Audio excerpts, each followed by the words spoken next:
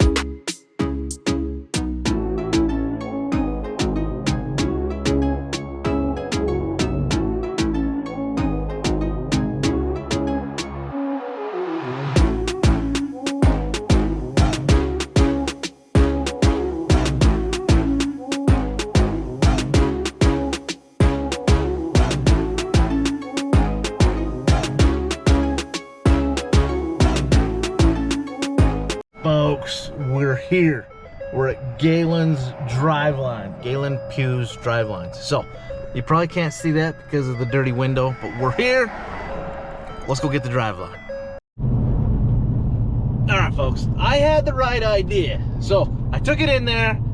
I don't got to do anything really special other than just I got to do a little bit more grinding. So I guess I could have looked at it a little bit closer, but honestly, I didn't know if that was gonna work. So I didn't know if there was anything inside that upper kind of, what do they call it? I don't even know. Double cardan U-joint style.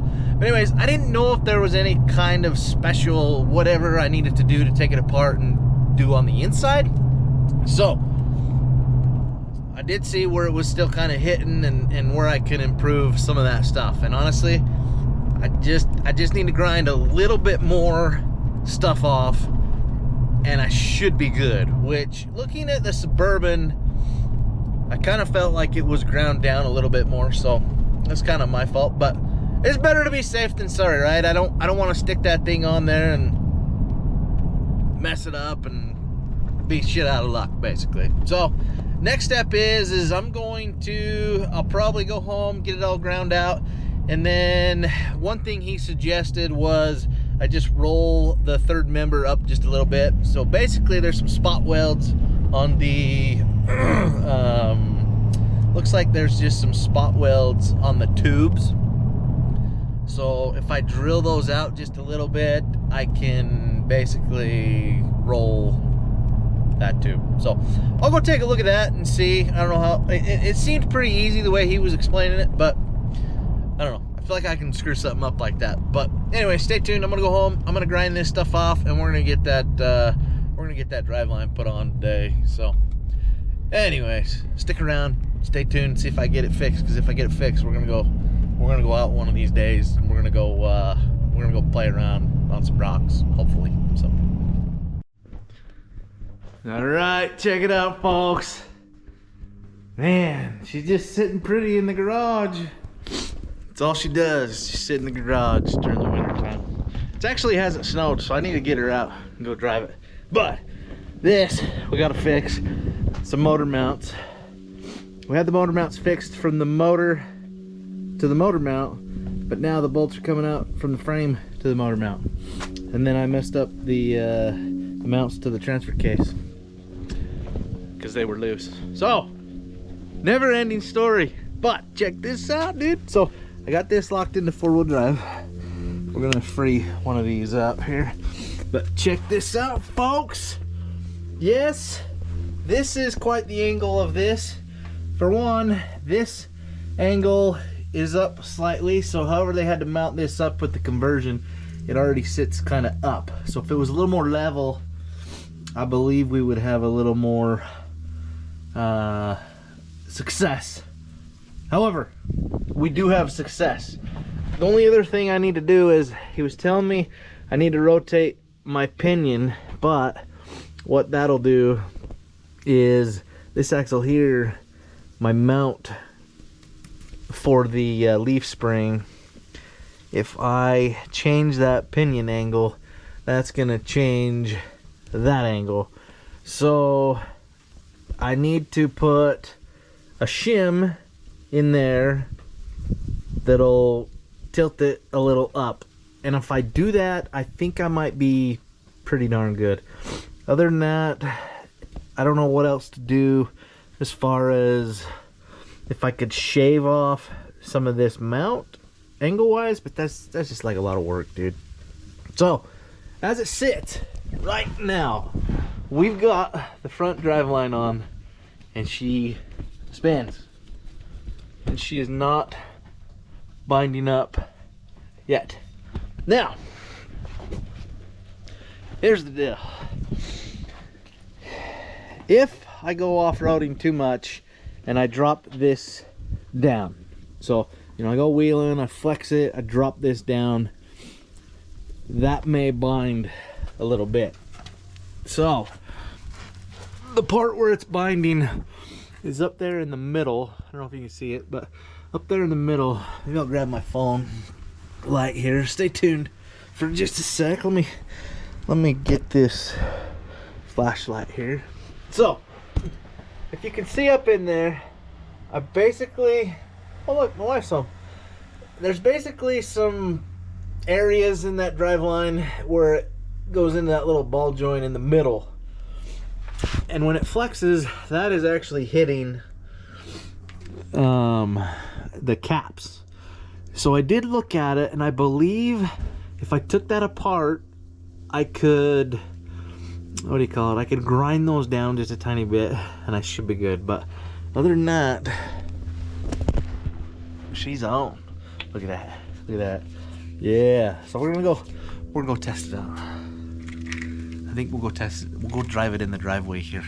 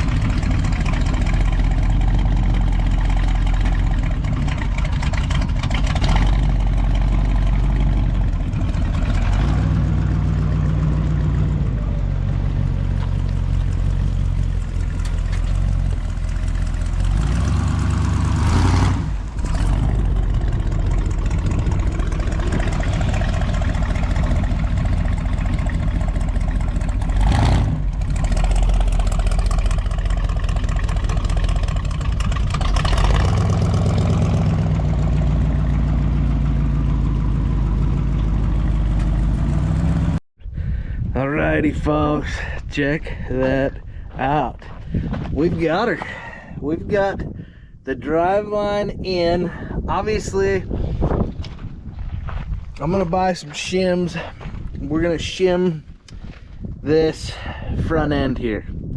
Now, hold on just a sec. Let's go take a look at this Suburban real fast. I'll show you what I mean. We're not gonna shim it much, but we're gonna have to shim it just a tiny bit because it was kind of making some noises there. So anyways, the Suburban here, you can tell. Oh, look at these tumbleweeds, fun.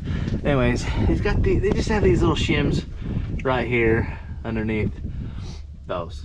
So we're just gonna put something super simple like that underneath that. Yeah, this leaf pack gets out, so I gotta hammer that back in. But anyways, you can see that it's not much, but it's a shim nonetheless. It's gonna take my pinion angle and give it a little bit better. Now, I'll probably get I don't know if I'll have a better angle if I swap it out to a Dana 60. But eventually, we'll probably throw a Dana 60 underneath the front of this thing. Obviously, because we're gonna be putting some bigger tires on it, so we're gonna eventually do 42s. But in the meantime, you see what I mean? If I just put some small shims underneath there, we should be all right. But he was telling me, like I said, he was telling me there's some probably right here, but there's some spot welds on here. He said there's like 4 of them. I can take that and then I can jack that up and just move that pinion angle a little bit and then re-weld it. The problem is this mount right here is all part of this diff. And same thing with the Dana 60 kingpin over there. So I can't really do that. So if you have any suggestions, I would be very open to the idea of having